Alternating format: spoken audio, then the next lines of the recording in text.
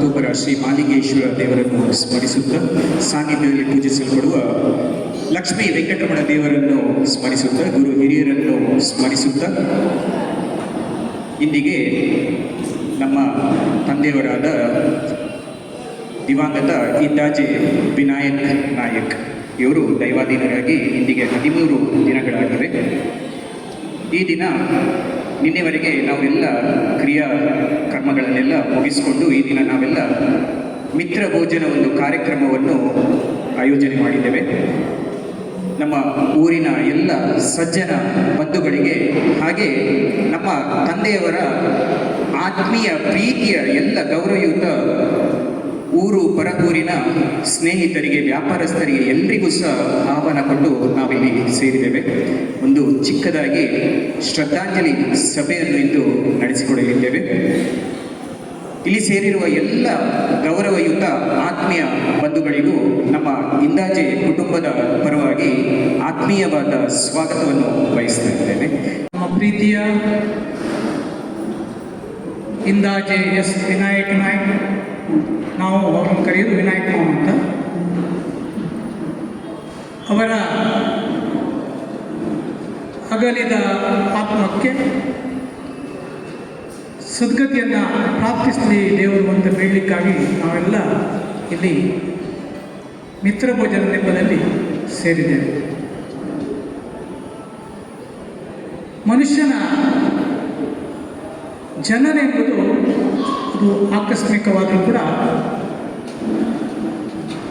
ಸಾವು ಎಂಬುದು ನಿಶ್ಚಿತವಾಗಿದೆ. ನಾವು ಜನನ ಮರಣದ ನಡುವಿನಲ್ಲಿ ನಮ್ಮ ಜೀವನವನ್ನು ಹೇಗೆ ಮಾಡಿದ್ದೇವೆ,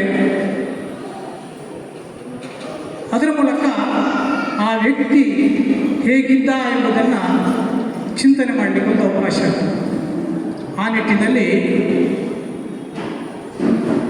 ತಮ್ಮ 79 ಸಂವತ್ಸರಗಳನ್ನು ಬಹಳ ನಿಷ್ಠೆಯಿಂದ ಯಾವುದೇ ಆಡಂಬರವಿಲ್ಲದೆ ನಡೆಸಿದಂಥ ಇಂದಾಜೆ ವಿನಾಯಕ್ ನಾಯಕ್ ಅವರು ಕೆಲವು ದಿನಗಳ ಹಿಂದೆ ನಮ್ಮನ್ನು ಅಗಲಿದ್ದಾರೆ. ಆ ವ್ಯಕ್ತಿ ಹೇಗಿದ್ದರು ಎಂಬುದಕ್ಕೆ ಮಾತಿನಲ್ಲಿ ವರ್ಣನೆ ಬೇಕಾಗಿಲ್ಲ. ಯಾಕಂದರೆ ನಾನು ಅವರನ್ನು ವರ್ಣಿಸ್ತಾ ಹೋದರೆ, ಅವರ ಬಗ್ಗೆ ಹೇಳ್ತಾ ಹೋದರೆ ಅದು ಬಾವಿಯಲ್ಲಿ ಲೋಟದ ಲೆಕ್ಕದಲ್ಲಿ ನೀರನ್ನು ಲೆಕ್ಕ ಹಾಕಿದಾಕೆ ಆಗ್ಬೋದು. ಅಷ್ಟೊಂದು ಶ್ರೇಷ್ಠ ವ್ಯಕ್ತಿತ್ವವನ್ನು ಹೊಂದಿದವರಂತೂ ಇಂದಾಜೆ ವಿನಾಯಕ್ ನಾಯಕ್. ಮೊನ್ನೆ ಅವರು ತೀರಿಕೊಂಡಾಗ ಅವರು ನೋಡಲಿಕ್ಕಾಗಿ ಬಂದಂಥ ಜನರೇ ಹತ್ರ ಉದಾಹರಣೆ. ಪುತ್ತೂರಿನ ಇಡೀ ಸಮಸ್ತ ಬಂಧುಗಳು, ಯಾರವರ ಮಿತ್ರರಿದ್ದಾರೆ, ಯಾರ ಪುತ್ತೂರಿನ ಹಿರಿಯ ವ್ಯಕ್ತಿಗಳಿದ್ದಾರೆ, ಯಾರವರಲ್ಲಿ ಅನ್ಯೋನ್ಯತೆ ಸಂಬಂಧವನ್ನು ಹೊಂದಿದವರಿದ್ದಾರೆ, ಅವರು ಕೂಡ ಎಲ್ಲ ಬಂದು ಎಲ್ಲರೂ ಯಾರೂ ತಪ್ಪದೆ ಬಂದು ಅವರ ಕೊನೆಯ ಜೀವವನ್ನು ನೋಡಲಿಕ್ಕಾಗಿ ಅಲ್ಲಿ ಸೇರಿದವರಿದ್ದಾರೆ. ಆ ಒಂದು ಮಾತೇ ಸಾಕು, ವಿನಾಯಕ್ ಮಾಮವರು ಹೇಗಿದ್ದರು. ಅವರ ಬಗ್ಗೆ ನಾನು ಕಲೆ ಹಾಕಿದಂಥ ಮಾಹಿತಿ ಪ್ರಕಾರ ದೊಡ್ಡ ಕುಟುಂಬದಿಂದ ಬಂದವರು. ಸುಳ್ಳಪದವಿನ ಇಂದಾಜೆ ಕುಟುಂಬದಿಂದ ಬಂದಂಥ ಇಂದಾಜೆ ವಿನಾಯಕ್ ನಾಯಕ್ ಅವರು ಬಹಳ ಕಷ್ಟಪಟ್ಟವರಂತೆ. ಅವರಿಗೆ ಕಾಲೇಜು ಶಿಕ್ಷಣಕ್ಕೆ ಮಾಡಬೇಕೆಂಬ ಇಚ್ಛೆ ಇದ್ದರೂ ಕೂಡ ಅವರ ತಂದೆಯ ಬಳಿ ಹಣ ಇರಲಿಲ್ಲ. ತಂದೆಯ ಬಳಿ ಬಹಳ ಒತ್ತಾಯ ಮಾಡಿದ್ರಂತೆ, ನನಗೊಂದು ಪದವಿ ಶಿಕ್ಷಣವನ್ನು ಮಾಡಲಿಕ್ಕಾಗಿ ದುಡ್ಡು ಸೇರಿಸಿ ಕೊಡಬೇಕು ಅಂತ. ತಂದೆ ಅದಕ್ಕೆ ಒಪ್ಪಲಿಲ್ಲ. ವಿನಾಯಕ್ ನಾಯಕ್ ಅವರು ಫಿಲೋಮಿನಾ ಕಾಲೇಜನ್ನು ಹೋಗಿ ಅಲ್ಲಿ ಯಾರು ಪ್ರಮುಖರಿದ್ದಾರೆ ಅವರನ್ನು ಭೇಟಿಯಾಗಿ ನನಗೆ ಹೇಗಾದರೂ ಮಾಡಿ ಒಂದು ಪದವಿ ಶಿಕ್ಷಣ ಮಾಡಲಿಕ್ಕೆ ಅವಕಾಶ ಮಾಡಿಕೊಡ್ಬೇಕಂತ ಹೇಳಿದಾಗ, ಯಾರಲ್ಲಿ ಕ್ರಿಸ್ತ ಧರ್ಮದ ಗುರುಗಳಿದ್ದರು ಇವರ ಮನವಿಯನ್ನು ಪುರಸ್ಕರಿಸಿ ಅವರಿಗೆ ಫ್ರೀ ಶಿಕ್ಷಣವನ್ನು ಕೊಡಿದಂಥ ಉದಾಹರಣೆಯನ್ನು ಅವರು ನನಗೆ ಉಲ್ಲೇಖ ಮಾಡಿದರು. ಆದರೆ ಆ ಫ್ರೀ ಶಿಕ್ಷಣ ಕೊಟ್ಟಂಥ ಋಣವನ್ನು ವಿನಾಯಕ ನಾಯಕ ಉಳಿಸ್ಕೊಳ್ಳಿಲ್ಲ. ಅವರು ಅಟೆಂಡರ್ ಆಗಿ ಫ್ರೀ ಸರ್ವಿಸ್ ಮಾಡಿದಂಥ ಅಲ್ಲಿ ರೆಕಾರ್ಡ್ಸ್ ಇದೆ ಅಂತೆ. ಸುಮಾರು 4-5 ವರ್ಷಗಳ ಕಾಲ ಇಂಗ್ಲೀಷ್ ಲೆಕ್ಚರರ್ ಆಗಿ ಅವರು ಫಿಲೋಮಿನಾ ಕಾಲೇಜಿನಲ್ಲಿ ಯಾವುದೇ ಫಲಾಪೇಕ್ಷಣೆ ಇಲ್ಲದೆ ಸೇವೆಯನ್ನು ಮಾಡಿದಂಥ ನೆನಪನ್ನು ಅವರ ಮಗನ ಹತ್ರ ಹೇಳಿದರು. ಮುಂದೆ ಅವರಿಗೆ ಉದ್ಯೋಗವನ್ನು ಅಲ್ಲಿ ಮೊಟಕುಗೊಳಿಸಿ ತಂದೆಯೊಂದಿಗೆ ವ್ಯಾಪಾರವನ್ನು ಮುಂದುವರಿಸಲಿಕ್ಕೆ ಅವಕಾಶ ಮಾಡಲೇಬೇಕೆಂತ ಅವರ ತಂದೆಯವರು ಒತ್ತಾಯ ಮಾಡಿದಾಗ ಅವರ ವ್ಯಾಪಾರವನ್ನು ಅವರು ಮುಂದುವರಿಸಿಕೊಂಡು ಹೋದರು.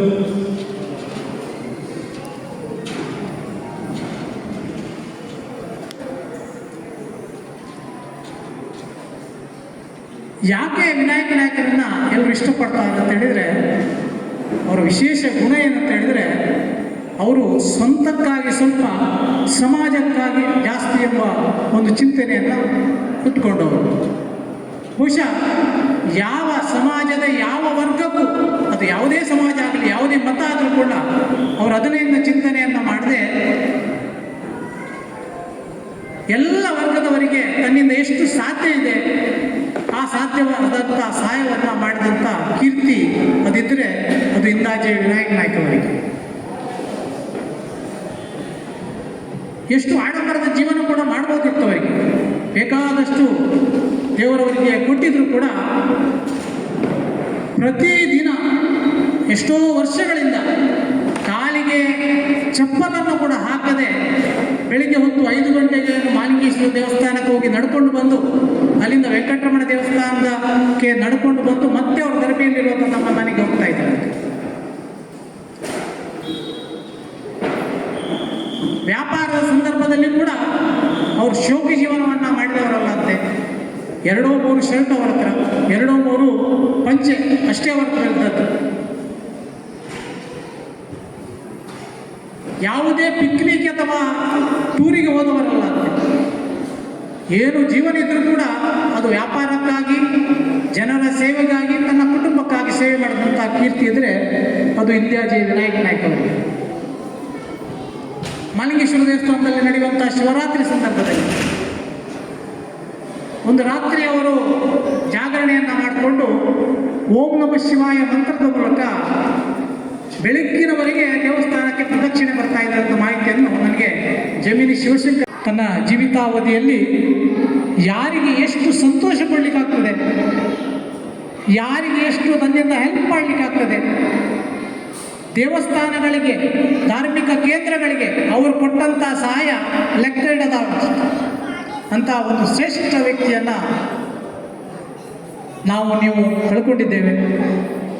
ಅವರ ಆ ದಿವ್ಯ ಆತ್ಮಕ್ಕೆ ಪರಮಾತ್ಮನು ಸದ್ಗತಿಯನ್ನು ನೀಡಲಿ, ಅವರ ಆ ಕುಟುಂಬಕ್ಕೆ ಈ ದುಃಖವನ್ನು ಸಹಿಸುವಂಥ ಶಕ್ತಿಯನ್ನು ಕೊಡಲಿ ಅಂತ ಬೇಡ್ತಾ ನನ್ನೆರಡು ಮಾತುಗಳನ್ನು ಇಲ್ಲಿಗೆ ಮುಗಿಸ್ತಾ ಇದ್ದೇನೆ. ಮುಗಿಸಿ ಮತ್ತೆ ಪುನಃ ಮೈಸೂರು ಸರ್ಕಾರದ 8ನೇ ಕ್ಲಾಸಿಗೆ 8ನೇ ಕ್ಲಾಸನ್ನು ಮುಗಿಸಿ ಮತ್ತೆ ಪುನಃ 8ನೇ ಕ್ಲಾಸಿಗೆ ಸೇರಿದವರು ನಾವು. ಆನಂತರ ಅಲ್ಲೇ SSLC ಮಾಡಿದ್ದು. ನಮ್ಮ ತರಗತಿಯಲ್ಲಿ ಬಹಳಷ್ಟು ಮುಂದುವರಿದಂತಹ ವಿದ್ಯಾರ್ಥಿ ಅಂದರೆ ಎಸ್ ವಿನಾಯಕ ನಾಯಕ್. ವಿಜ್ಞಾನ, ಗಣಿತ ಹಾಗೂ ಆಂಗ್ಲ ಭಾಷೆಯಲ್ಲಿ ಬಹಳಷ್ಟು ಪಾಂಡಿತ್ಯವನ್ನು ಹೊಂದಿದ್ದರು. ನಾವು ಒಟ್ಟಿಗೆ 2-3 ಮಂದಿ ಕೂತುಕೊಂಡಿದ್ದೆವು. ನನ್ನ ಒಂದು ಸೈಡಿಗೆ ಕೆ ವೆಂಕಟರಮಠ ಎಂಬುವರು, ನಾನು ಮಧ್ಯೆಯಲ್ಲಿ ಬಿ ವಿ ಶಂಕರತಾಯ, ಈಚೆ ಕೂತದ್ದು ಎಸ್ ವಿನಾಯಕ ನಾಯಕ್. ಇದು ಕೊನೆಯವರೆಗೂ ಹೀಗೆ ಇರ್ತಿತ್ತು. ಯಾಕೆಂದರೆ ನಮ್ಮ ಹೆಸರುಗಳು ಎಲ್ಲ ವಿಯಿಂದ ಪ್ರಾರಂಭ ಆಗುತ್ತೆ. ಪರೀಕ್ಷೆಗೂ ಅದೇ ರೀತಿಯಲ್ಲಿ ಹತ್ತಿರ ಕೂತ್ಕೊಳ್ತಾ ಇದ್ದೆವು. ತರಗತಿಯಲ್ಲಿ ಹಾಗೆ ಇತ್ತು. ಅದು ಮಾತ್ರವಲ್ಲ, ಹೆಚ್ಚಿನ ಅಂಕಗಳನ್ನು ನಾವು 3ರಲ್ಲಿ ಗಳಿಸ್ತಾ ಇದ್ದೇವೆ. ನಮ್ಮಲ್ಲಿ ಗಣಿತದ ಅಧ್ಯಾಪಕರಾದಂತಹ ಅಣ್ಣಿ ಭಟ್ ನಮಗೆ ಮಾರ್ಗದರ್ಶನ ನೀಡಿದ್ದರಿಂದಾಗಿ SSLC ಪರೀಕ್ಷೆಯಲ್ಲಿ ನಾವು 3 ಕೂಡ ವೆಂಕಟರಮಣ ಭಟ್, ನಾನು ಮತ್ತು ಎಸ್ ವಿನಾಯಕ ನಾಯಕ 100ಕ್ಕೆ 100 ಅಂಕವನ್ನು ಗಳಿಸಿದ್ದೀವಿ. ನಾವು ಕೇವಲ ಗಣಿತದಲ್ಲಿ ಮಾತ್ರ ಅಲ್ಲ, ವಿಜ್ಞಾನದಲ್ಲಿ ಕೂಡ ಹಾಗೆ. ಅಚ್ಯುತರಾವ್ ಒಬ್ಬರು ನಮಗೆ ಅಧ್ಯಾಪಕರು ಸೈಟ್ ಫಿಲ್ಮದಲ್ಲಿದ್ದರು. ಆ ಬಳಿಕ ಅವರು ಬೋರ್ಡಿಂಗ್ ಸ್ಕೂಲಿಗೆ ಹೋದರು. ಅವರು ಅಚ್ಯುತರಾವ್ ಕೂಡ ನೀಡಿದಂತಹ ಶಿಕ್ಷಣದಿಂದಾಗಿ ನಮಗೆ 3 ಕೂಡ ಇನ್ನೊಂದು ವಿಷಯದಲ್ಲಿ ಸೈನ್ಸಲ್ಲಿ 95 ಅಂಕಗಳು. ಇದು ಕೇವಲ ಈ ರೀತಿ ಮಾತ್ರ ಅಲ್ಲ, ವಿಜ್ಞಾನ ಇದರಲ್ಲಿ ಇಂಗ್ಲೀಷಲ್ಲಿ ಕೂಡ ಅವರಿಗೆ ಉತ್ತಮವಾದಂಥ ಅಂಕಗಳು ಬರ್ತಾ ಇತ್ತು. ಅವರ ಮುಖ್ಯೋಪಾಧ್ಯಾಯರಾಗಿದ್ದಂತಹ ಡೆನ್ನಿಸ್ ಡಿಸೋಜ ಅವರೊಟ್ಟಿಗೆ ವಿನಾಯಕ ನಾಯಕ್ ಯಾವತ್ತೂ ಶಾಲೆಗೆ ಬರ್ತಾ ಇದ್ದರು. ಅವರು ಬರವಣಿಗೆಯಿಂದಲೇ ಅವರು ಬರ್ತಾ ಇದ್ದದ್ದು. ಹಾಗೆ ಅವರೊಟ್ಟಿಗೆ ಅವರು ಬಹಳ ಅನ್ಯೋನ್ಯವಾಗಿದ್ದರು. ಇಂಗ್ಲೀಷಲ್ಲಿ ಕೂಡ ಅತ್ಯಂತ ಉತ್ತಮವಾದಂತಹ ಅಂಕವನ್ನು ಗಳಿಸಿದರು. ಮಾತ್ರವಲ್ಲ, ಇಂಗ್ಲೀಷಲ್ಲಿ ಗಣಿತ, ವಿಜ್ಞಾನ ಇದರಲ್ಲೆಲ್ಲ ಶಾಲಾ ವಾರ್ಷಿಕೋತ್ಸವದಲ್ಲಿ, ಸ್ವಾತಂತ್ರ್ಯೋತ್ಸವದಲ್ಲಿ ಬಹುಮಾನ ವಿತರಣೆ ಮಾಡುವಾಗ ಯಾವಾಗಲೂ ಇವರ ಹೆಸರು ಮುಂದಕ್ಕೆ ಇರುತ್ತಿದ್ದು, ಅವರು ಬಹುಮಾನವನ್ನು ತಗೊಂಡು ಹೋಗ್ತಾ ಇದ್ದರು. ಇನ್ನೊಬ್ಬರು ಇಂಗ್ಲೀಷಲ್ಲಿ ಮತ್ತೊಬ್ಬರು ಬಹಳ ಚೆನ್ನಾಗಿ ಅಂಕ ಗಳಿಸುವವರು ಇದ್ದರು. ಅವರು ಸುರೇಂದ್ರ ರಾವ್ ಅಂತೇಳಿ ಶ್ರೀಪದರಾಯರ ಮಗ ಪ್ರೊಫೆಸರ್ ಆಗಿ ಆನಂತರ ಅವರು ಮಂಗಳೂರು ಯೂನಿವರ್ಸಿಟಿಯಲ್ಲಿ ಇದ್ದರು. ಆದರೆ ಅವರಿಗೆ ಒಂದು ಸಣ್ಣ ತೊಂದರೆ ಇತ್ತು, ಹೇಳಬಾರದು. ಆದರೆ ಏನಂತ ಹೇಳಿದ್ರೆ, ಗಣಿತದಲ್ಲಿ ಯಾವತ್ತೂ ಅವರಿಗೆ 2 ಮಾರ್ಕು, 3 ಮಾರ್ಕು, 4 ಮಾರ್ಕು ಡೆನ್ನಿಸರು ಬಹಳಷ್ಟು ಜೋರು ಮಾಡ್ತಾ ಇದ್ರು. ಆದರೆ ಇಂಗ್ಲೀಷ್ ಎಂದವರಿಗೆ ಆ ಕಾಲದಲ್ಲಿ 70 ಮಾರ್ಕ್ ಸಿಗ್ತಾ ಇತ್ತು. ಆ ಕಾಲದ 70 ಅಂತ ಹೇಳಿದರೆ ಅದು ಈಗ 100ಕ್ಕಿಂತ ಮಿಕ್ಕಿರ್ಬೋದು, ಆ ರೀತಿಯಲ್ಲಿ ಇರ್ಬೋದು. ಅಂತೂ ಸುರೇಂದ್ರ ರಾವ್ ಆ ರೀತಿಯಲ್ಲಿ ಪ್ರಥಮ ಸ್ಥಾನ ಪಡೆದರೂ ಕೂಡ ಅವರು ಗಣಿತದಲ್ಲಿ ಫೈಲಾದ ಕಾರಣ ಬಹುಮಾನಗಳೆಲ್ಲ ವಿನಾಯಕ ನಾಯಕರಿಗೆ ಬರ್ತಾ ಇತ್ತು. ಇರಲಿ ಅಂತ ವಿನಾಯಕ ನಾಯಕರ ಒಟ್ಟಿಗೆ ನಾವು 4 ವರ್ಷಗಳ ಕಾಲ ನಾನು ಕಳೆದಿದ್ದೇನೆ. ಆನಂತರ PUCಯಲ್ಲಿ ಅವರು ಮಾತ್ರ ಆರ್ಟ್ಸ್ ತೆಕ್ಕೊಂಡ್ರು, ನಾನು ಸೈನ್ಸ್ ತೆಕ್ಕೊಂಡೆ. ಒಂದೇ ಕಾಲೇಜಲ್ಲಿ ಇದ್ದೆವು. ಅದೇ ವರ್ಷ ಫಿಲ್ಮಿನ ಕಾಲೇಜಲ್ಲಿ ಸ್ಟ್ರೈಕ್ ಆಗಿದೆ. ಸ್ಟ್ರೈಕ್ ಆಗಿ 5 ತಿಂಗಳ ಕಾಲ, 4 ತಿಂಗಳ ಕಾಲ ಕಾಲೇಜನ್ನು ಮುಚ್ಚಿದ್ದು. ಆದರೆ ಕೆಲವು ಪ್ರಾರಂಭದ 1 ತಿಂಗಳಲ್ಲಿ ಕ್ಲಾಸುಗಳು ಜರುಗುತ್ತಾ ಇದ್ದು. ಆ ಸಮಯದಲ್ಲಿ ಅಲ್ಲಿ ಕೆಲವು ವಿದ್ಯಾರ್ಥಿಗಳು ಅಲ್ಲಿಗೆ ಕಾಲೇಜಿಗೆ ಹೋಗ್ತಾ ಇದ್ದರು.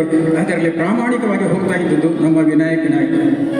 ನನಗೆ ವಿಶೇಷವಾಗಿ ಅವರ ಜೊತೆ ಸಂಪರ್ಕ ಇಲ್ಲದೇ ಇದ್ದರೂ ಕೂಡ ನಮ್ಮ ಹಿರಿಯ ವರ್ತಕರು ಮತ್ತು ಹಿರಿಯ ನಿವೃತ್ತ ಬ್ಯಾಂಕ್ ಉದ್ಯೋಗಿಯೂ ಆಗಿರುವಂಥ ಸತೀಶ್ ರಾವ್ ಮತ್ತು ಇತರರು ಹೇಳಿದಂಥ 2 ವಿಷಯಗಳನ್ನು ನಿಮ್ಮ ಮುಂದೆ ವಿನಾಯಕ ನಾಯಕರ ಬಗ್ಗೆ ಹೇಳ್ತೇನೆ. ಯಾಕೆಂದರೆ ಬಹುಶಃ ಈಗಿನ ಜನ್ರೇಷನಿಗೆ ಒಂದು ಮಾದರಿ ವ್ಯಕ್ತಿತ್ವ ಅಂತೇಳಿ ಆದ ಕಾರಣ ಅದರಿಂದ ನಾವೊಂದಿಷ್ಟು ಪಡ್ಕೊಂಡು ನಾವು ಕೂಡ ಅದನ್ನು ಅಳವಡಿಸಲಿಕ್ಕೆ ಸಾಧ್ಯವೇ ಅಂತ ಹೇಳುವುದನ್ನು ಆಲೋಚಿಸುವಂಥ ಒಂದು ಸಂದರ್ಭ ಇದು. ಆ ದೃಷ್ಟಿಯಲ್ಲಿ 1-2 ಮಾತು ಅವರ ಇದು. ಯಾಕೆಂದರೆ ಒಂದು ಸಮಯದಲ್ಲಿ ಪುತ್ತೂರಲ್ಲಿ ಬಹುಶಃ ಇಂದಾಜೆಯವರದ್ದು ಮತ್ತು ದೇವಣ್ಣಗಿಣಿ ಮತ್ತು ಶಾಫಿ, ಇದು 3 ಅತ್ಯಂತ ದೊಡ್ಡ ಗ್ರೋಸರಿ ಶಾಪ್ಗಳಾಗಿತ್ತು ಇಲ್ಲಿ. ಅವರು ಹೇಳಿದಂತೆ ಬಹುಶಃ 6-7 ಲಾರಿಗಳು, ತುಂಬ ದೊಡ್ಡ ಮಟ್ಟಿನ ವ್ಯಾಪಾರ ಇದ್ದರೂ ಕೂಡ ಅತ್ಯಂತ ಸರಳ ಮತ್ತು ಸಾತ್ವಿಕ ಜೀವನವನ್ನು ಅವರು ನಡೆಸಿದವರಂತೆ. ಜೊತೆಗೆ ಯಾರಾದರೂ ಈಗಷ್ಟೇ ಉಲ್ಲೇಖ ಮಾಡಿದರು, ಕಷ್ಟ ಕಾಲದಲ್ಲಿ ಅಥವಾ ಯಾವುದಾದ್ರೂ ಸಂಘ ಸಂಸ್ಥೆಗಳು ಅಥವಾ ಯಾವುದಾದ್ರೂ ಒಂದು ಒಳ್ಳೆಯ ಕೆಲಸಗಳಿಗೆ ದೇಣಿಗೆ ಕೇಳಲಿಕ್ಕೆ ಹೋದಾಗ ಕೂಡ ಒಬ್ಬರು ನೆನೆಸ್ಕೊಂಡಂತೆ ಒಂದು ಸಲ 10 ರೂಪಾಯಿಯ ಫುಲ್ ಕಟ್ಟನ್ನೇ ಟೇಬಲ್ ಮೇಲೆ ಇಟ್ಟು ನಿಮಗೆ ಎಷ್ಟು ಅವಶ್ಯಕತೆ ಬರ್ಬೋದು ಅಷ್ಟನ್ನು ತೆಕ್ಕೊಂಡು ಉಳಿದದ್ದು ಕೊಡಿ ಅಂತ ಹೇಳಿದ್ರಂತೆ. ಈ ರೀತಿಯ ಒಂದು ವ್ಯಕ್ತಿತ್ವ ಬಹುಶಃ ನಮಗೆ ಸಮಾಜದಲ್ಲಿ ಕಾಣಲಿಕ್ಕೆ ಸಿಗೋದು ಬಹಳ ಅಪರೂಪ. ಜೊತೆಗೆ ಅದು ಯಾವುದನ್ನು ಕೂಡ ನನ್ನ ಹೆಸರನ್ನು ಅದರಲ್ಲಿ ನಮೂದಿಸಬೇಕು ಅಂತಲೇ ಇಲ್ಲ, ನೀವು ದೇಣಿಗೆ ಬಂದಿದೆ ಅಂತೇಳಿ ನಿಮ್ಮ ಇದರಲ್ಲಿ ಬರ್ಕೊಂಡ್ರೆ ಸಾಕು ಅಂತ ಹೇಳಿದ್ರಂತೆ. ಸೊ ಆ ರೀತಿ ಹೇಳುವುದು ಅಂತ ಹೇಳಿದರೆ, ಅಂದರೆ ಫಸ್ಟಿಗೆ ರಾಮಚಂದ್ರ ಕಾಮತ್ರು ಉಲ್ಲೇಖ ಮಾಡಿದರು, ತನಗಾಗಿ ಸ್ವಲ್ಪ ಮತ್ತು ಸಮಾಜಕ್ಕೂ ಒಂದಿಷ್ಟು ಅರ್ಪಿಸುವ ಆ ಮನೋಭಾವನೆಯನ್ನು ಅವರು ಬೆಳೆಸ್ಕೊಂಡದ್ದು. ಅದನ್ನು ಬಹುಶಃ ನಾವೆಲ್ಲರೂ ಕೂಡ ಅದು ಅಳವಡಿಸಿಕೊಳ್ಳುವಂಥ ಒಂದು ಖಂಡಿತವಾದ ಒಂದು ಸಾಧನೆ ಅದು. ಅದರ ಜೊತೆಗೆ ಪ್ರತಿಯೊಬ್ಬರಲ್ಲಿ ಕೂಡ ಅವರು ಸಣ್ಣ ಇರಲಿ, ದೊಡ್ಡ ಇರಲಿ, ಶ್ರೀಮಂತ ಇರಲಿ, ಬಡವರು ಇರಲಿ, ಪ್ರತಿಯೊಬ್ಬರ ಕೂಡ ಒಂದೇ ರೀತಿ ಮಿಂಗಲಾಗುವಂಥದ್ದು, ಒಂದೇ ರೀತಿ ಮಾತಾಡುವಂಥದ್ದು ಅಥವಾ ಒಂದೇ ರೀತಿ ಅವರ ಜೊತೆ ವ್ಯವಹರಿಸುವಂಥದ್ದು ಕೂಡ ನಮಗೆಲ್ಲರಿಗೂ ಮಾದರಿ. ಅಂತ ಒಂದು ಪುತ್ತೂರಿನ ಒಂದು ಇತಿಹಾಸದಲ್ಲಿ ನೆನಪಿಟ್ಕೊಳ್ಳುವಂಥ ವಿನಾಯಕ ನಾಯಕರು ಇವತ್ತು ನಮ್ಮನ್ನೆಲ್ಲ ಅಗಲಿದ್ದಾರೆ. ಈಗ ಮಾತನಾಡಿದ ಶಕರಿತಾಯರ್ ಅವರು ಹೇಳಿದರೆ, ನಾವು ಕ್ಲಾಸ್ಮೇಟ್ಸ್ ಇದ್ದ, ನಾನು ಕೂಡ ಕ್ಲಾಸ್ಮೇಟ್. ವಿನಾಯಕ ನಾಯಕ್ ಹೇಗೆ ಅಂತ ಹೇಳಿದರೆ, ಎಲ್ಲದರಲ್ಲಿ ಫಸ್ಟು, ಎಲ್ಲದರಲ್ಲಿ ಪ್ರಥಮ ಸ್ಥಾನ. ನಮಗೆ ಏನಾಗ್ತಿತ್ತು ಅಂತ ಹೇಳಿದರೆ, ವಿನಾಯಕ ನಾಯಕ್ ನೋಟ್ಸು ಬರೆದು ಗೋಡೆಯಲ್ಲೆಲ್ಲ ಅಂಟಿಸೋದು. ನಾವು ಅದನ್ನು ನೋಡಿಕೊಂಡು ನೋಟ್ಸನ್ನು ನಾವು ಬರೆಯೋದು. ನಾವು ಬರೆದು ಅದನ್ನು ಓದಿಕೊಂಡು ನಾವು ಪ್ರಶ್ನೆಗೆ ಉತ್ತರ ಕೊಡೋದು, ಇದೆಲ್ಲ ನಾವು ಮಾಡ್ತಾಯಿದ್ದೇವೆ. ನಮಗೆ ವಿನಾಯಕ ಅಂದರೆ ತುಂಬ ಅಭಿಮಾನ. ಯಾಕೆಂದರೆ ನಮ್ಮ ಕ್ಲಾಸಿನಲ್ಲಿ ನಂಬರ್ 1. ಹಾಗೆ ಈಗ ಸಕ್ರಿತಾಯರು ಹೇಳಿದರು, ಇನ್ನೂ ಅಂದರೆ ಅವರ ಜೊತೆ ಕೂತ್ಕೊಂಡಿದ್ದವರು, ಅವರು ಕೂಡ ಅವರ ಜೊತೆಗೆ ನೆಕ್ ಟು ನೆಕ್ ಫೈಟ್ ಅಂತ ಹೇಳ್ತಾರಲ್ಲ, ಹಾಗೆ ಮಾರ್ಕ್ಸ್ ತೆಗೆದವರು. ನಾನಿಲ್ಲ, ಆ ಲೈನ್ನಲ್ಲೇ ಇಲ್ಲ, ತುಂಬ ದೂರ. ಆದರೂ ಅವರು ನಮಗೆ ಒಂದು ಪ್ರೇರೇಪಣೆ ಆಗಿತ್ತು. ಓದಬೇಕು, ಚೆನ್ನಾಗಿ ಮಾರ್ಕ್ ತೆಗಿಬೇಕು ಅಂತ ಹೇಳುವಂಥ ನಿಟ್ಟಿನಲ್ಲಿ ಅವರೊಂದು ಪ್ರೇರಣೆ ಆಗಿತ್ತು.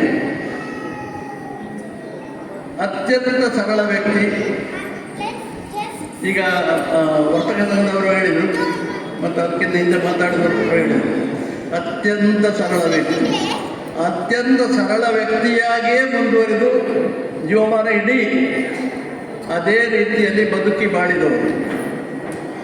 ದೊಡ್ಡ ಅಂಗಡಿ ವ್ಯಾಪಾರ ಆದರೂ ಕೂಡ ಅಲ್ಲಿ ಕೂಡ ಹಾಗೆ ಇದ್ರೂ ಕೂಡ ಅವರು ಹೋಲ್ಸೇಲ್ ವ್ಯಾಪಾರಸ್ಥರು, ರಕಮ್ ವ್ಯಾಪಾರಸ್ಥರು. ಹಾಗಿದ್ರೂ ಕೂಡ ಅತ್ಯಂತ ಸರಳ ವ್ಯಕ್ತಿ. ನಾನೊಂದು ಡ್ರೆಸ್ ಬೇಕು ಅಂತ 500 ಕೇಳಿದರೆ 1,000 ಕೊಡ್ತಿದ್ದಾರೆ. ಮತ್ತೆ ತಂದೆ ತಾಯಿಯನ್ನು ಭಾಳ ನಾವು ಹೊಂದುಗಾರಿಕೆ ಬಂದು ಅವರಿಗೆ ಖರ್ಚಿಗೆ ಕೊಡ್ತಿದ್ದರು. ನಮ್ಮ ಮನೆಯ ಡಾಕ್ಟರ್ ಆಗಿದ್ದರು ನನ್ನ ಅಣ್ಣ. ನನ್ನನ್ನು ತುಂಬ ಅಂದರೆ ತುಂಬ ಪ್ರೀತಿಯಲ್ಲಿ, ನಾನು ತುಂಬ ಚಿಕ್ಕವನಾಗಿದ್ದೆ. ಅಣ್ಣನಿಗೆ 22-23 ವರ್ಷ ಆಗುವಾಗ ನಾನು 1 ವರ್ಷ ಆಗದು ನೆನಪಿಲ್ಲ, ಆದರೆ ನನ್ನನ್ನು ಭಾಳ ಪ್ರೀತಿಯಿಂದ ನೋಡಿದ್ದಾರೆ.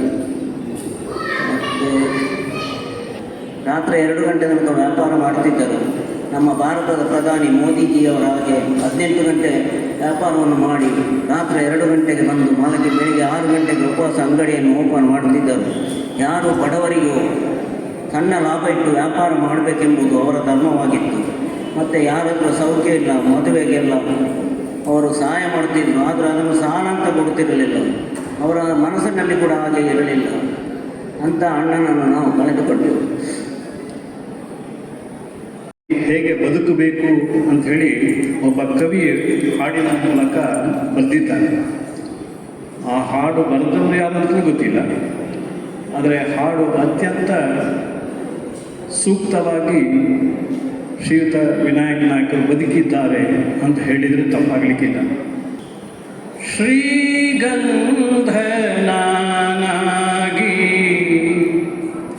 ಹುಟ್ಟುತ್ತಿದ್ದರೆಯಾಗ ನಿನ್ನ ಪಾದಾರ್ಚನೆಗೆ ಸವೆಯುತ್ತಿದ್ದೆ. ಶ್ರೀಗಂಧನಾಗಿ ಹುಟ್ಟುತ್ತಿದ್ದರೆಯಾಗ ನಿನ್ನ ಪಾದಾರ್ಚನೆಗೆ ಸವೆಯುತ್ತಿದ್ದೆ. ಗಿಡದಲ್ಲಿ ಹೂವಾಗಿ ಹುಟ್ಟುತ್ತಿದ್ದರೆ ಆಗ, ಗಿಡದಲ್ಲಿ ಹೂವಾಗಿ ಹುಟ್ಟುತ್ತಿದ್ದರೆ ಆಗ ಪಾದ ಪೂಜೆಯ ಸಮಯ ಬಳಿ ಸೇರುತ್ತಿದ್ದೆ. ಶ್ರೀಗಂಧನಾಗಿ ಹುಟ್ಟುತ್ತಿದ್ದರೆಯಾಗ ನಿನ್ನ ಪಾದಾರ್ಚನೆಗೆ ಸವೆಯುತ್ತಿದ್ದೆ. ನಿನ್ನ ಭಜಿಸುವ ದುಂಬಿ ನಾನಾಗಿ ಜನಿಸಿದರೆ, ನಿನ್ನ ಭಜಿಸುವ ತುಂಬಿ ನಾನಾಗಿ ಜನಿಸಿದರೆ ಪದಕಮಲ ಮಕರಂದ ಹೀರುತ್ತಿದ್ದೆ.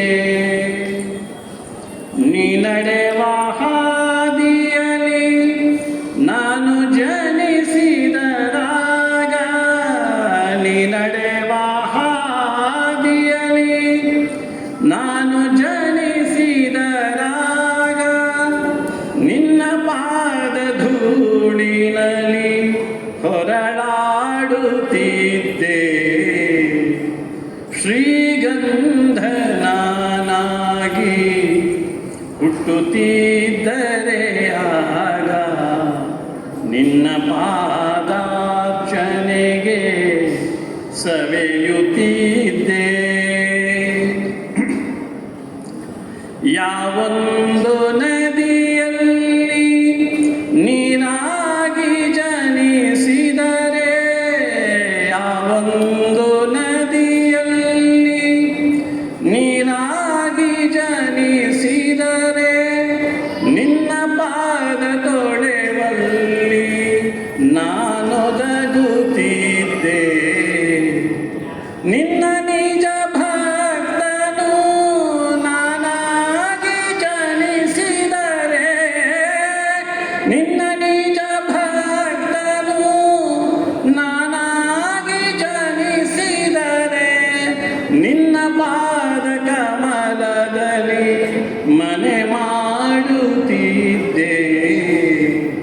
ಶ್ರೀಗಂಧನಾಗಿ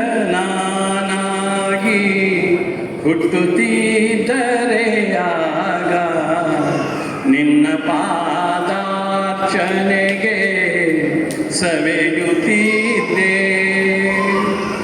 ಗಿಡದಲ್ಲಿ ಹೂವಾಗಿ ಹುಟ್ಟುತ್ತಿದ್ದರೆ ಆಗ ಗಿಡದಲ್ಲಿ ಹೂವಾಗಿ ಹುಟ್ಟುತ್ತಿದ್ದರೆ ಆಗ ಪಾದ ಪೂಜೆಯ ಸಮಯ ಬಳಿ ಸೇರುತ್ತಿದ್ದೆ. ಶ್ರೀಗಂಧನಾಗಿ ಹುಟ್ಟುತ್ತಿದ್ದರೆ ಆಗ ನಿನ್ನ ಪಾದಾರ್ಚನೆಗೆ ಸವೆಯುತ್ತಿದ್ದೆ. ನಿನ್ನ ಪಾದಾರ್ಚನೆಗೆ ಸವೆಯುತ್ತಿದ್ದೆ. ಸ್ವಾತಂತ್ರ್ಯ ದಿನಾಚರಣೆ ಅಂತ ಆಚರಿಸಿದ್ದೆವು.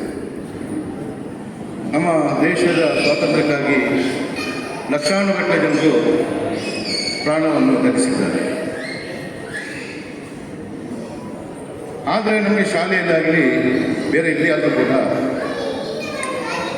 ಕೇವಲ ಕೆಲವೇ ಜನರ ಹೆಸರುಗಳು ಉಲ್ಲೇಖ ಮಾಡ್ತಾರೆ. ಯಾಕಂತ ಹೇಳಿದ್ರೆ ಅಷ್ಟು ಜನರ ಹಿಂದೆ ಒಬ್ಬ ಲೀಡರ್ ಇರ್ತಾರೆ. ಎಲ್ಲರೂ ನಾಯಕರಾಗಲಿಕ್ಕೆ ಸಾಧ್ಯ ಇಲ್ಲ. ಆದರೆ ನಮ್ಮ ವಿನಾಯಕ್ ಮಾಮು ಹೆಸರಲ್ಲಿ ಕೂಡ ನಾಯಕ, ಕೆಲಸದಲ್ಲಿ ಕೂಡ ನಾಯಕ. ನನಗೆ ಅವರ ಪರಿಚಯ 1990ರಲ್ಲಿ ನಾನು ಗ್ರ್ಯಾಜುಯೇಷನ್ ಆಗಿ ಇಲ್ಲಿ ಬರುವಾಗ ನನ್ನ ತಂದೆಯವರ ಅಂಗಡಿ ಇತ್ತು. ಒಂದು ದಿವಸ ಚೀಟ್ ಕೊಟ್ಟರು, ವಿನಾಯಕನ ಅಂಗಡಿ ಹೋಗಿ ತಗೊಂಡು ಬಾ ಅಂತ ಹೇಳಿದ್ರು. ನನಗೆ ವಿನಾಯಕನ ಅಂಗಡಿ ಯಾವುದು ನನಗೆ ಗೊತ್ತಿಲ್ಲ. ಕೇಳಿದೆ, ಅಡ್ರೆಸ್ ಕೇಳಿದ್ದೆ, ಹೋದೆ. ಅಲ್ಲಿ ಹೋದ ತಕ್ಷಣ ಅವರ ಸಹೋದರ ರಾಮದಾಸ್ ಮಾಮಿದ್ರು ಕರೆದ್ರು. ಇನ್ನು ನೀನು ಅಂತ ಹೇಳಿದ್ರು. ಅಲ್ಲ, ಈಗ ಈ ಸದ್ಯಕ್ಕೆ ಇದ್ದೇನೆ, ನನಗೆ ನಂತರ ಗೊತ್ತಿಲ್ಲ, ಬಾ ಕೂತ್ಕೋ ಅಂತ ಹೇಳಿದ್ರು. ಅಷ್ಟೊತ್ತಿಗೆ ವಿನಾಯಕ ಒಳಗಿಂದ ಬಂದರು. ಅವರು ನನ್ನೊಟ್ಟಿಗೆ ಮಾತಾಡಿದ ಫಸ್ಟ್ ಶಬ್ದ, ನಿನ್ನ ಜನ ಹೇಗೆ, ನೀನು ಹೇಗಿದ್ದೀಯ ಅಂತ ಹೇಳಿದ್ರೆ ಹೇಳ್ಬೋದು, ನೀನು ಜನ ಹೇಗೆ ಅಂತ ಹೇಳಿದ್ರೆ ನಾನು ಏನು ಜವಾಬ್ ಕೊಡೋದು. ರಾಮಸ್ವಾಮಿ ಹೇಳಿದ್ರು, ನನ್ನ ಪಕ್ಕದಲ್ಲಿದ್ದರು, ಕೂತ್ಕೊ ಅಂತ ಹೇಳಿದ್ರು. ನಾವು ಆಚೆ ಈಚೆ ನೋಡಿದ್ದೆ, ಎಲ್ಲಿ ಕೂತ್ಕೊಳ್ಳೋದ್ರಲ್ಲಿ. ಆಗ ಶ್ರೀಧರ್ ಅಂತ ರೈಟರ್ ಇದ್ದರು, ಅವರು ಒಂದು ಚುಪ್ ಚಾರಲ್ಲಿ ಕೂತಿದ್ದಾರೆ. ಇವರು ಅಣ್ಣ ತಮ್ಮ ಇಬ್ಬರು ಕೂಡ ನಿಂತೇ ವ್ಯಾಪಾರ. ಆಗ ಇವರು ನಮ್ಮ ಟ್ಯಾಕ್ಸ್ ಆಫೀಸರ್ ಹೇಳಿದಾಗೆ, ಅವರು ವರದಿ ಹೇಳಿದಾಗೆ 12 ಗಂಟೆ 12 ಗಂಟೆ ವರ್ಕ್ ಮಾಡ್ತಿದ್ರು ಅಂತೇಳಿ. ನಾನು ಅವರಿಬ್ಬರನ್ನು ಕೂಡ, ಎಸ್ಪೆಷಲಿ ಇವರು ವಿನಾಯಕ್ ಮಾಮನವರು ಕೂತದ್ದೇ ನಾವು ನೋಡಲಿಲ್ಲ. ಅವರ ಹಳೆ ಅಂಗಡಿ ಇರುವಾಗ, ಮತ್ತು ವಸ್ತು ಶಿಫ್ಟ್ ಆದಮೇಲೆ ನಂದು ಸ್ವೆಟರ್ ಹಾಕಿದ್ದು. ಹಾಗಾಗಿ ಅದೇ ಸಮಯದಲ್ಲಿ ನಾನು ಅಲ್ಲಿಗೆ ಹೋಗ್ತಿದ್ದಾಗ ಅವರು ಎಷ್ಟು ಶ್ರೂಡ್, ಎಷ್ಟು ಅಬ್ಸರ್ವೇಟಿವ್ ಅಂತ ಹೇಳಿ. ನಾನು ಯಾಕೆ ಈ ಮಾತು ಉಲ್ಲೇಖ ಮಾಡ್ತೇನೆ ಅಂತ ಹೇಳಿದ್ರೆ, ಮನುಷ್ಯನಿಗೆ ಆ ಗುಣ ಇದ್ದರೆ ಮಾತ್ರ ಈ ಎತ್ತರಕ್ಕೆ ಬರಲಿಕ್ಕೆ ಸಾಧ್ಯ. ಇವತ್ತು ಪುತ್ತೂರಿನ ಹೇಳಿದ್ರು, ಕೆಲವು ಅಂಗಡಿಗಳು ದೊಡ್ಡ ದೊಡ್ಡ ಅಂಗಡಿಗಳು ಇತ್ತು ಅಂತೇಳಿ. ಆ ಸಾಲಿನ ನನ್ನ ಅಜ್ಜನ ಅಂಗಡಿ ಕೂಡ ಇತ್ತು. But that is history. ಈಗ ಇವರು ಹೇಳ್ತಾರಲ್ಲ, ಈಗಲೂ ಇದೆ. ಸೊ ಚೀಟಿ ಬರೀತಾ ಇದ್ರು ನನ್ನ ಎದುರೇ, ನನ್ನೊಟ್ಟಿಗೆ. ಅವರಿಗೆ ವೆಂಕಟರಮಣ ಯಾವಾಗಲೇ ಇದ್ಬಿಟ್ಟು, ನನ್ನ ಅಪ್ಪನ ದೋಸ್ತಿ ನೀನು ಅಂತೇಳಿ. ಯಾಕಂದರೆ ವಿನಾಯಕ್ ಮಾಮನಿಗೆ ಪುತ್ತೂರಲ್ಲಿ ಎಷ್ಟೇ ಪರಿಚಯ ಇರಲಿ, ಬಟ್ ಅವರು ಮನಸ್ಸಿನ ಅಂತರಾಳದಿಂದ ಮಾತಾಡ್ತಿದ್ದ ಕೆಲವೇ ವ್ಯಕ್ತಿಗಳಲ್ಲಿ ನಾನೊಬ್ಬ ಅಂತ ಹೇಳಿ ತುಂಬ ಹೆಮ್ಮೆ ಬಿಡ್ತಾರೆ. ನನಗೆ ಅವರಿಗೆ ವಯಸ್ಸಿನ ಜಗಜಾಂತರ ಡಿಫ್ರೆನ್ಸ್ ಉಂಟು. ಆದರೆ ಎಲ್ಲಿ ಸಿಕ್ಕಿದ್ದು ಕೂಡ ಬಂದು ಸೈಡಲ್ಲಿ ಕೂರಿಸಿ ಅವರ ಒಳಗಿದ್ದ, ನಾನು ಹೇಳಬಾರ್ದು, ಮಕ್ಕಳಿಗೂ ಗೊತ್ತಿಲ್ಲ, ಅವರ ಮನಸ್ಸಿನಿಂದ ಎಷ್ಟೋ ನೋವುಗಳನ್ನ ನನ್ನೊಟ್ಟಿಗೆ ಶೇರ್ ಮಾಡಿದ್ದಾರೆ. ಎಷ್ಟೋ ನೋವುಗಳನ್ನ ನನ್ನೊಟ್ಟಿಗೆ ಶೇರ್ ಮಾಡಿದ್ದಾರೆ. ಯಾಕೆ ಮಾಡಿದ್ದಾರೆ ಅವರಿಗೆ? ಯಾಕಂತ ಹೇಳಿದ್ರೆ ನನ್ನ ಏನೋ ಅವರಿಗೆ ಒಳ್ಳೆಯದು ಗೊತ್ತಿಲ್ಲ. But he was very happy. ಅವರು ನನ್ನೊಟ್ಟಿಗೆ ಮಾತಾಡುವಾಗ ಅವರ ಮುಖದಲ್ಲಿ ಆ ಒಂದು ಕಣ್ಣಿನಲ್ಲಿ ಒಂದು ಶೈನಿಂಗ್. ಯಾಕಂತ ಹೇಳಿದ್ರೆ ಅದು ಎಲ್ರಿಗೂ ಬರೋದಿಲ್ಲ. ಮನಸ್ಸಿನೊಳಗೆ ತೃಪ್ತಿ ಇರುವಾಗ ಮಾತ್ರ ಕಣ್ಣಲ್ಲಿ ಶೈನಿಂಗ್ ಬರ್ತದೆ. ಭಾರಿ ಖುಷಿಯಲ್ಲಿ ಅಷ್ಟು ಪ್ರೀತಿಯಲ್ಲಿ ಎಲ್ರಿಗೂ ಆಶಯ ಇಲ್ಲ, ಕೆಲವರಿಗೂ ಅವರು ನಿನ್ನೊಟ್ಟಿಗೆ ಹೇಗೆ ಅಷ್ಟು ಕ್ಲೋಸು ಅಂತೇಳಿ. ಅದಕ್ಕೆ ಜವಾಬ್ ಇಲ್ಲ. ಅದು ಎಂತ ಹೇಳ್ತಾರೆ, ದೈವೇಚ್ಛೆ, ದೇವರು ಹೇಗೆ ಹೇಳ್ತಾರೆ, ಆ ರೀತಿಯ ಸಂಬಂಧಗಳು ನಮಗೆ ಎಷ್ಟೋ ಸಲ ಎಷ್ಟು ಗೊತ್ತಿಲ್ಲ ಅಂತ ಮಾತಾಡ್ತೇವೆ. ಅದರ ಸಂಬಂಧ ಒಂದು ಹೃದಯದಿಂದ ಹೃದಯಕ್ಕೆ ಸಂಬಂಧ ಅಂತ ಬರುವಂಥದ್ದು ಇಂಥ ವಿಶಾಲವಾದ ಹೃದಯ ಹೊಂದಿದ್ರೆ ಮಾತ್ರ. ಇನ್ನೊಂದು ಅಬ್ಸರ್ವೇಷನ್ ನಾನು ಮಾಡಿದ ಅವರ ವಿಷಯದಲ್ಲಿ, ಪುತ್ತೂರಲ್ಲಿ ಎಷ್ಟೋ ಜನರಿಗೆ ಮದುವೆಗಿರ್ಬೋದು, ಎಜುಕೇಷನಿಗಿರ್ಬೋದು ಅಥವಾ ಅವರ ಮನೆಯದು ದಿನಸಿ ಸಾಮಗ್ರಿಗಿರ್ಬೋದು, ಏನೇ ಇರಲಿ ಎಲ್ಲಿ ಬೇಕಾದ್ರೂ ಬರೆದು ಕೊಡ್ತೇನೆ. ವಿನಯ್ ಕುಮಾರ್ ಅವರ ಕೈಯಿಂದ ಡೈರೆಕ್ಟಾಗಿ ಕೊಟ್ಟದಿಲ್ಲ. ಡೈರೆಕ್ಟ್ ಕೋಟಿಗಟ್ಟಲೆ ಕೊಟ್ಟಿರ್ಬೋದು, ಲಕ್ಷಗಟ್ಟಲೆ ಕೊಟ್ಟಿರ್ಬೋದು, ಬಟ್ ಡೈರೆಕ್ಟಾಗಿ ಅವರು ಈಗ ನಿಮಗೆ ಅಂತೇಳಿ ಅವ್ರು ಕೊಟ್ಟದಿಲ್ಲ. ಯಾಕೆ ಕೊಡೋದಿಲ್ಲ ಅಂತ ಹೇಳಿದ್ರೆ ಅವರ ಹೆಸರು ಬರಬಾರ್ದು. ಎಲ್ಲಿ ಕೂಡ ಎಷ್ಟು ಕಡೆ ನಾನೇ ಕೊಂಡೋಗಿ ಕೊಟ್ಟಿದ್ದೇನೆ, ಮಕ್ಕಳಿಗೆ ಗೊತ್ತಿಲ್ಲ, ಯಾರಿಗೂ ಗೊತ್ತಿಲ್ಲ, ನಾನೇ ಕೊಂಡೋಗಿ ಕೊಟ್ಟಿದ್ದೇನೆ ಎಷ್ಟು ಸಲ. ಅಂತರ ದೇವತರು ವಿನಯ್ ಕುಮಾರ್. ಕೊಟ್ಟದ್ದು ತನಗೆ ಬಚ್ಚಿಟ್ಟದ್ದು ಪರರಿಗೆ. ಇದು ಪ್ರತಿಯೊಬ್ಬ ಮನುಷ್ಯನ ಅವರಿಂದ ಕಲಿಬೇಕು. ಯಾಕಂತ ಹೇಳಿದರೆ ಕೊಟ್ಟದ್ದು ತನಗೆ, ನಾನು ಯಾರಿಗೆ ಕೊಟ್ಟಿದ್ದೇನೆ. ನಮ್ಮ ಒಂದು ಸ್ವಾಮಿದ್ರು ಅವರು ಹೇಳ್ತಾ ಇದ್ರು, ಮನುಷ್ಯನ ಪುಸ್ತಕ ಈಗ ಅಂತ ಹೇಳಿದ್ರೆ ಬ್ಯಾಂಕ್ ಬ್ಯಾಲೆನ್ಸ್, ಇದು ಬ್ಯಾಂಕ್ ಅಕೌಂಟ್ನ ಪಾಸ್ಬುಕ್ ಇದ್ದಾಗೆ. What we give is our credit. ಅಲ್ಲಿ ಹೋಗುವಾಗ ನಾವು ಯಾರಿಗೆ ಏನು ಕೊಡ್ತೇವ, ಯಾರಿಗೆ ಉಪಕಾರ ಮಾಡ್ತೇವ, ದೇವರು ಆ ಪಾಸ್ ಪುಸ್ತಕ ಇವನ್ನ ಕ್ರೆಡಿಟ್ ಸೈಡ್ ಎಷ್ಟುಂಟು, ಲಯಬಿಲಿಟಿ ಎಷ್ಟುಂಟು ಅಂತೇಳಿ. ನಾವು ಮಾಡಿದ ಕೆಟ್ಟ ಕರ್ಮಗಳು ಲಯಬಿಲಿಟಿಗೆ ಹೋಗ್ತವೆ, ಒಳ್ಳೆ ಕರ್ಮಗಳು ಕ್ರೆಡಿಟ್ ಸೈಡ್ಗೆ ಹೋಗ್ತದೆ. ಹಾಗೆ ಇವರ ಪುಸ್ತಕದಲ್ಲಿ ಈ ಸೈಡ್ ಖಾಲಿ, ಲಯಬಿಲಿಟಿ ಸೈಡ್ 0. ಮಾಡಿದ ಅವರ ಉಪಕಾರ, ಅವರಿಂದ ಉಪಕಾರ ತಗೊಂಡ ಎಷ್ಟೋ ಜನರು ಇವತ್ತಿನಿರ್ಬೋದು. ಅವರಿಗೂ ಅವರ ಆತ್ಮಕ್ಕೆ ಚಿರಶಾಂತಿ, ಇನ್ನು ಅವರ ಉಳಿದ ಕುಟುಂಬ ವರ್ಗದವರಿಗೆ ಉತ್ತರೋತ್ತರ ಏಳಿಗೆ ಕೊಡಲಿ ಅಂತೇಳಿ ದೇವರಲ್ಲಿ ಬೇಡುತ್ತಾರೆ. ಏನೋ ಎಲ್ಲ ಸೇವೆಗಳು ಮಾಡಿ ತಮ್ಮ ಕುಟುಂಬದ ಬಗ್ಗೆ ಯಾವಾಗಲೂ ಪ್ರಾರ್ಥಿಸಿ, ತಮ್ಮ ನಾಡಿಗೋಸ್ಕರ ಪ್ರಾರ್ಥಿಸಿದವರು ಅಂದರೆ SV ನಾಯಕ್. ಇವರು ಪುತ್ತೂರಿಗೆ ಜಸ್ಟ್ ಒಂದು ರತ್ನನೇ ಎಂದೇ ಹೇಳ್ಬೋದು. ಪುತ್ತೂರಿನ ರತ್ನ ಅಂದರೆ ಶ್ರೀ ವಿನಾಯಕ್ ನಾಯಕ್.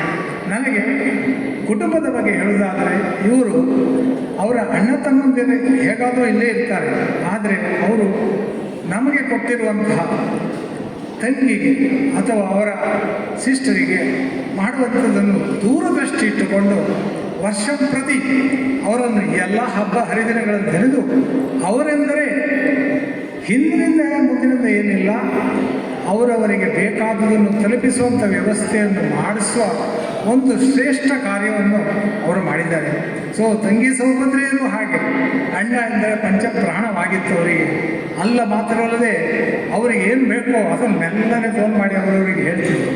ಆದರೆ ನನಗೆ ಈ ಭಾವ ಮೇಲೆ ಅತ್ಯಂತ ಸಂಬಂಧ ಉಳಿದದ್ದು. ಯಾಕೆಂದರೆ ನನ್ನ ಪೇರೆಂಟ್ಸ್, ನನ್ನ ತಂದೆ ತಾಯಿ ಬಗ್ಗೆ ಕೂಡ ಅವರು ಇಟ್ಟರು ಅಭಿಮಾನ, ಹಾಗೂ ಅವರು ಅವರ ಆತ್ಮೀಯ ಮಕ್ಕಳಲ್ಲಿ ಆಗಲಿ, ಅವರ ಅಣ್ಣ ತಮ್ಮಂದಿರಾಗಲಿ, ಒಂದು ಕುಟುಂಬವನ್ನು ವಿಶೇಷ ರೂಪವಾಗಿ, ಅದು ಚೌತಿ ದಿನವಾಗಲಿ ಅಥವಾ ನಾಡದೇವತೆ ದಿನವಾಗಲಿ, ಎಲ್ಲ ಹಬ್ಬ ಹರಿದಿನಗಳಲ್ಲಿ ಕೂಡ ಬಂದು ಅದನ್ನು ಮಾಡಬೇಕು, ಅದನ್ನು ಒಟ್ಟುಗೂಡಿ ಮಾಡಬೇಕೆಂಬ ಹಂಬಲ ಇದ್ದು, ಪುತ್ತೂರು ಬಿಟ್ಟು ಹೋದಾಗಲೂ ಅದು ಹೋಗಲಿಕ್ಕೆ ಕೆಲವು ವಿಶೇಷ ಸಂದರ್ಭವಾಗಿತ್ತು. ಯಾಕಂದರೆ ಅವರಿಗೆ ಅವರ ಮೊಮ್ಮಗಳ ಮೇಲೆ ಇರುವ ಒಂದು ಪ್ರೀತಿ, ಅದನ್ನು ಅವಳು ಬೇಗನೆ ಹುಷಾರಾಗಬೇಕು ಎಂಬ ಕಾರಣ ಅವರು ಅಲ್ಲಿಗೆ ಆಸ್ಪತ್ರೆಗೆ ಚಿಕಿತ್ಸೆಗೆ ತನ್ನ ಮಗನಿಗೆ ತೊಂದರೆ ಆಗಬಾರ್ದಂತೇಳಿ ತನ್ನ ಶ್ರಮವನ್ನು ಸಮೇತ ಅಲ್ಲಿ ಹೋಗಿ ಮಂಗಳೂರಿಗೆ ಹೋಗಿದ್ದರು.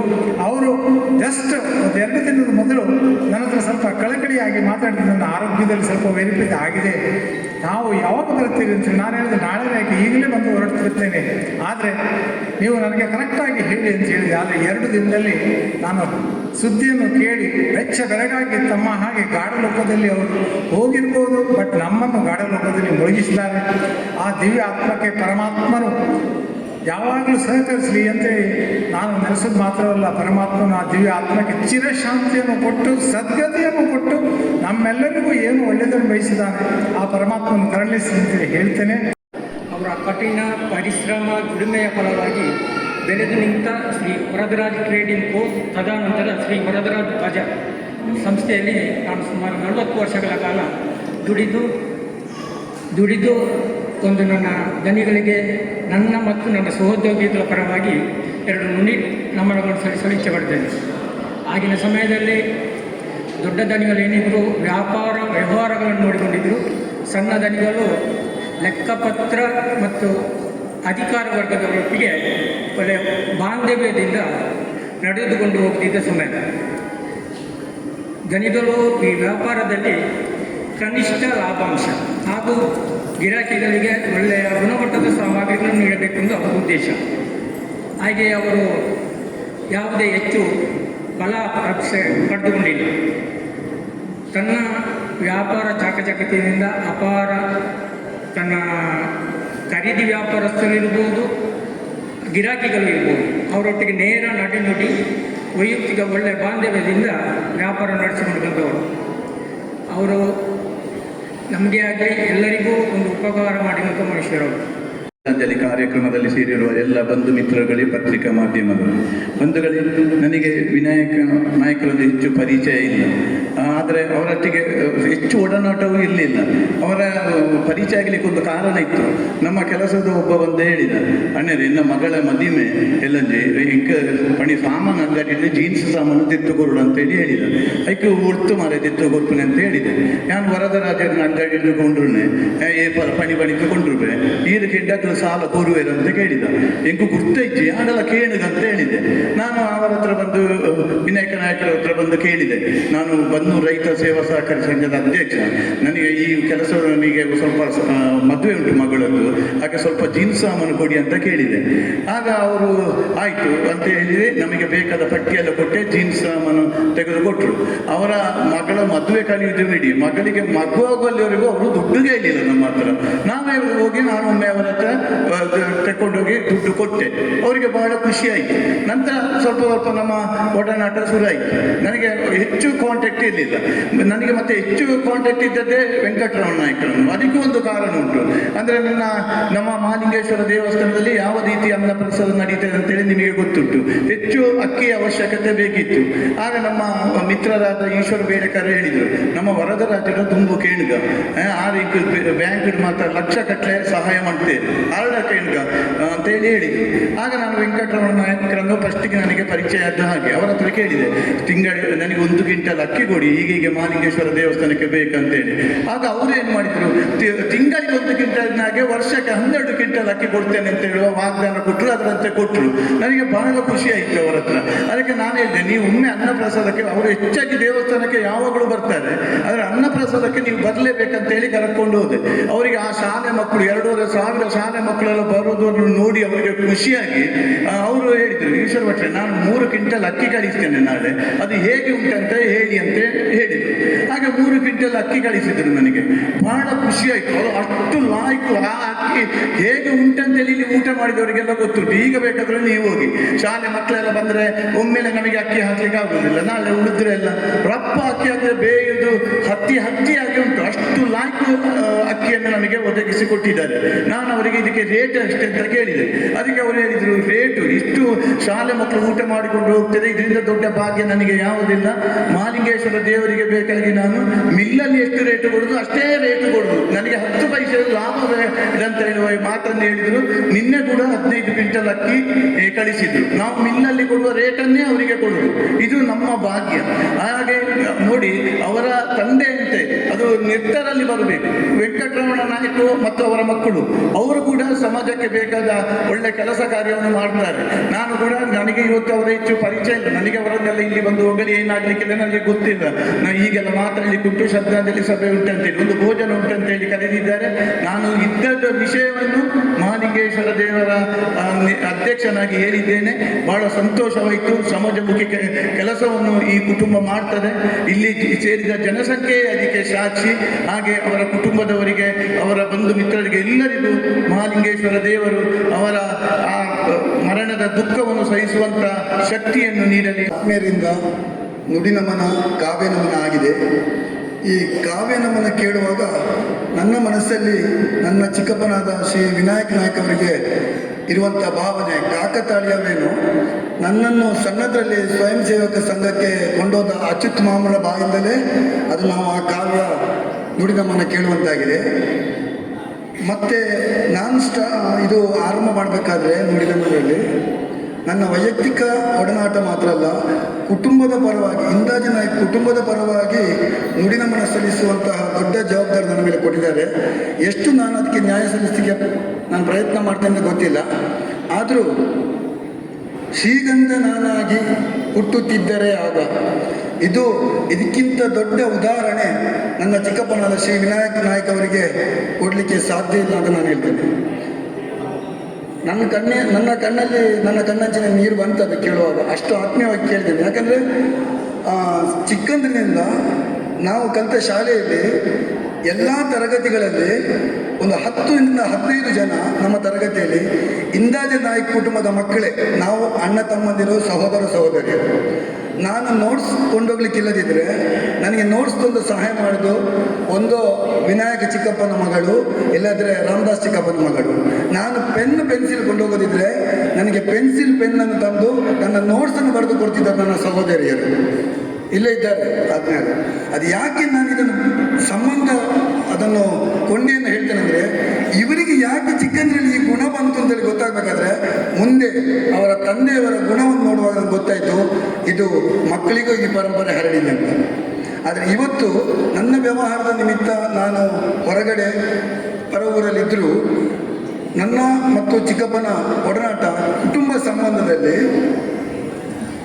ದಾಯಾದಿ ಮತ್ಸರಗಳನ್ನೆಲ್ಲ ಮರೆತು ಕುಟುಂಬ ನಾವು ಒಂದಾಗಬೇಕು ಅಂತೇಳಿ ನಮ್ಮ ಮುಂದಿನ ತಲೆಮಾರಿಗೆ ನಾವು ಹೇಗಿದ್ದೇವೆ, ಹೇಗೆ ಬದುಕಿ ಬಾಳಿದ್ದೇವೆ ಅಂತ ಆದರ್ಶವಾಗಿ ತೋರಿಸ್ಬೇಕಂತ ಹೇಳುವುದರಲ್ಲಿ ನಾವು ಒಂದಾಗಿ ಒಡನಾಟದಲ್ಲಿ ಇರುವಾಗ ನನಗೆ ಪ್ರತಿ ಹೆಜ್ಜೆಗೂ ನನ್ನ ತೀರ್ಥರೂಪ ಇಂದಾಜೆ ಪ್ರಭಾಕರ್ ನಾಯ್ಕರಕ್ಕಿಂತ ಹೆಚ್ಚಾಗಿ ಸಲಹೆ ಸೂಚನೆಗಳನ್ನು ಕೊಟ್ಟು ಮುಂದೆ ನಾವು ಹೇಗಿರಬೇಕು, ಹೇಗೆ ಆದರ್ಶವಾಗಿರಬೇಕು ಅಂತೇಳಿ ತೋರಿಸಿಕೊಟ್ಟದ್ರಲ್ಲಿ ವಿನಾಯಕ ನಾಯ್ಕರ ತುಂಬ ಕೊಡುಗೆ ಇದೆ. ಮತ್ತು ಅವರು ಹೇಗೆ ಬಾಳಿ ಬದುಕಿದ್ದಾರೆ ಅಂದರೆ, ಗೀತೆಯ ಸಾರ ಏನು ಹೇಳ್ತದೋ ಅದರ ಪ್ರತಿಯೊಂದು ಹೆಜ್ಜೆಯಲ್ಲಿ ಸಾಮಾಜಿಕವಾಗಿಯೂ, ಧಾರ್ಮಿಕವಾಗಿಯೂ, ಕೌಟುಂಬಿಕವಾಗಿಯೂ, ಸಾಂಸಾರಿಕವಾಗಿಯೂ ಎಲ್ಲ ರೀತಿಯಲ್ಲೂ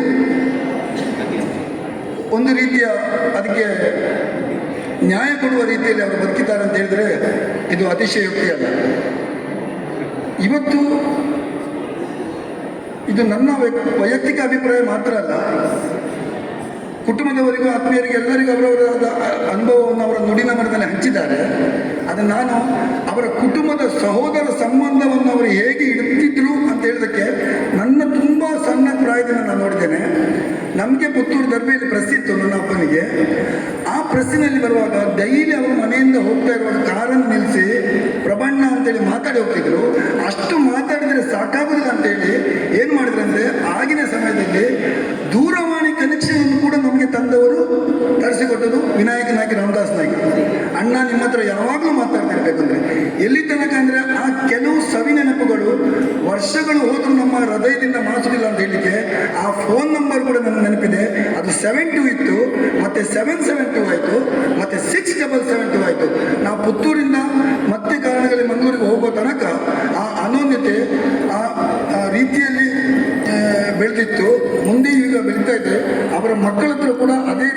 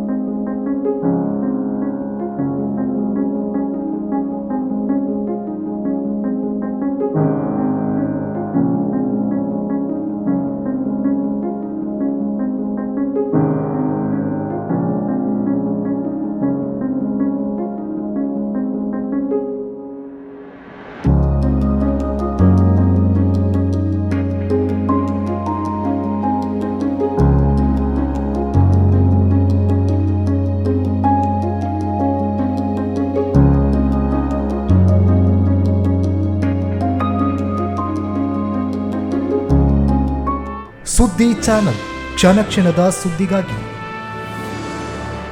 60 ವರ್ಷಗಳಿಂದ ಶಿಕ್ಷಣ ಕ್ಷೇತ್ರದಲ್ಲಿ ಅಪೂರ್ವ ಸಾಧನೆ ಮೆರೆಯುತ್ತಾ ಸದೃಢ ವಿದ್ಯಾರ್ಥಿ ಶಕ್ತಿಗಳನ್ನು ಸಮಾಜಕ್ಕೆ ನೀಡುತ್ತಿರುವ ಪುತ್ತೂರಿನ ಏಕೈಕ ವಿದ್ಯಾಸಂಸ್ಥೆ ವಿವೇಕಾನಂದ ಪದವಿ ಪೂರ್ವ ಕಾಲೇಜು.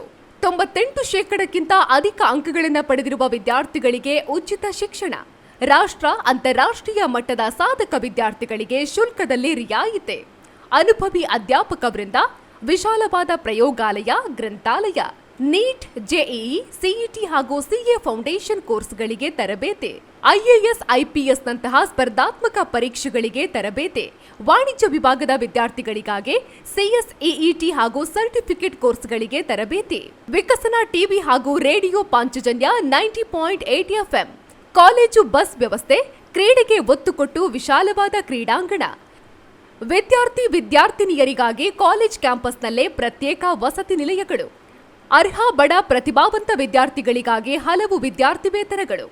ರಾಷ್ಟ್ರ ಅಂತಾರಾಷ್ಟ್ರೀಯ ಮಟ್ಟದಲ್ಲಿ ವಿದ್ಯಾರ್ಥಿಗಳ ಸತತ ಸಾಧನೆ.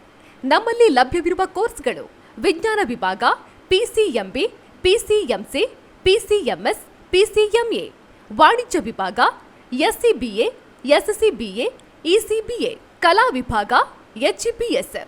ವಿವೇಕಾನಂದ ಪದವಿ ಪೂರ್ವ college, Nehru Nagar, Puttur. 8073700468, 8105072386. Website www.vivekanandapuc.com.